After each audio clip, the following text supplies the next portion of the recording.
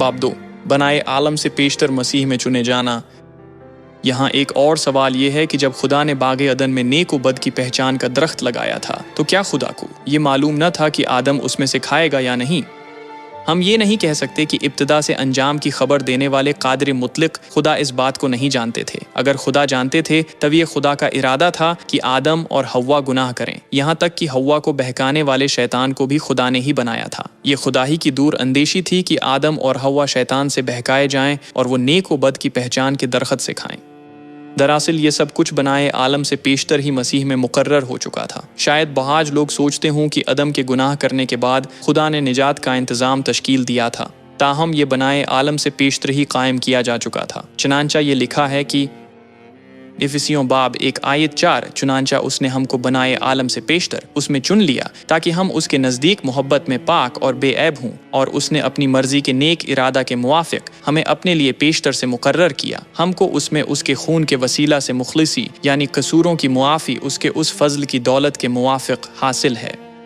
जब इस बात को मद्देनज़र रखें कि खुदा ने बनाए आलम से पेशतर मसीह में निजात की मीरास पाने वाले अपने वारिसों को चुन लिया था, तो ये बात भी यकीनी है कि आदम की मौत पेशतर ही मुकर्रर हो चुकी थी।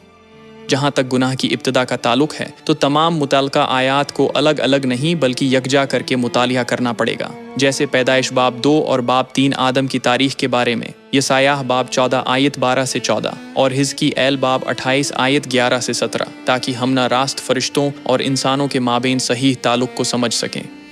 आदम के गुनाह को अच्छी तरह से बयान किया गया है ताकि लोग इसे आसानी से समझ सकें, और यसायाह और हिजकीएल की किताबें हमें ये सिखाती हैं कि किस तरह फरिश्तों ने नाराज़गी की और उन्होंने गुनाह किया था। असल में उनका गुनाह भी आदम के गुनाह की तरह ही था। यसायाह की किताब खुदा के खिलाफ पहले गुनहगार की बगावत के मुहरिक और दिमागी हालत को बयान करती है। हिजकीएल की किताब हमें पहले गुनहगार की असल फितरत और ओहदे के बारे में बताती है।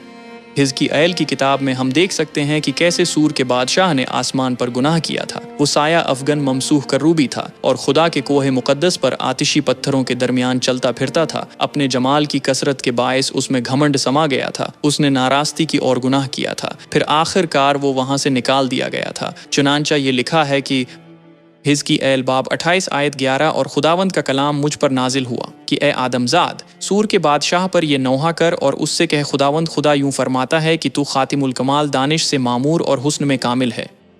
तू अदन में बागे खुदा में रहा करता था। हर एक कीमती पत्थर तेरी पोशिश के लिए था, मसलन याकूती सुर्ख और पुखराज और इल्मास और फिरोज़ा और सिंगी सुलेमानी और ज़बरजद और नीलम और ज़मुर्रद और गौहर शब चराग और सोने से तुझ में खातिम साजी और नगीना बंदी की सुनात तेरी पैदाइश ही के रोज़ से जारी रही।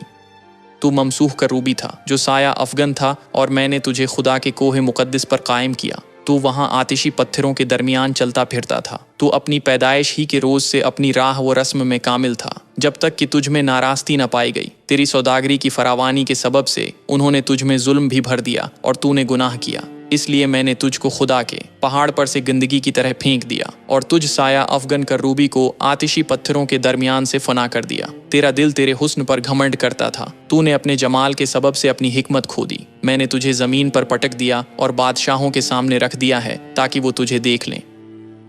और यसायाह की किताब आसमान पर बाबिल के बादशाह के कामों का जिक्र करती है, क्योंकि वो सुबह के रोशन सितारे के जलाली उहदे पर फायज था, इसलिए वो मगरूर बन गया था और उसने अपने तख्त को खुदा के सितारों से भी ऊंचा करने और खुदा ताला की मानिंद बनने की कोशिश की थी। यूं आखिरकार वो इस गुनाह भरी दुनिया में पटक दिया गया था।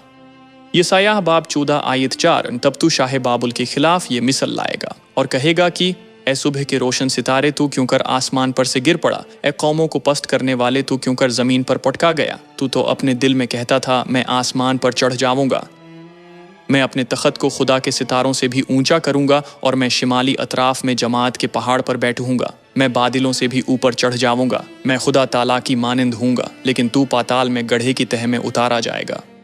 जब हम मंदरजा बाला दोनों मुआमलात को एक साथ पढ़ें तो हम गुनाह के आगाज़ की बुनियादी समझ हासिल कर सकते हैं। मंदरजा बाला आयात के ज़रिया हमें ये हकीकत जाननी होगी कि ये दो मुआमलात तमाम इंसानों की नुमाइंदगी करते हैं और ये बेशुमार फरिश्तों के गुनाह करने को ज़ाहिर करते हैं। चुनांचा ये लिखा है कि مکاشفہ باب 12 آیت 9۔ اور وہ بڑا اژدہا یعنی وہی پرانا سام جو ابلیس اور شیطان کہلاتا ہے اور سارے جہان کو گمراہ کر دیتا ہے، زمین پر گرا دیا گیا اور اس کے فرشتے بھی اس کے ساتھ گرا دیے گئے۔ خدا کے خلاف بغاوت کرنے اور بے شمار فرشتوں کے ساتھ زمین پر گرائے جانے کے بعد بھی شیطان زمین کے نمائندہ کے طور پر آسمان میں پہلوٹوں کی عام جماعت میں شریک ہوتا تھا، لیکن جیسے ہی یسوع نے صلیب کے ذریعے اس پر فتح پائی، اسے آسمان میں پہلوٹوں کی عام جماعت سے مکمل طور پر نکال دیا گیا تھا۔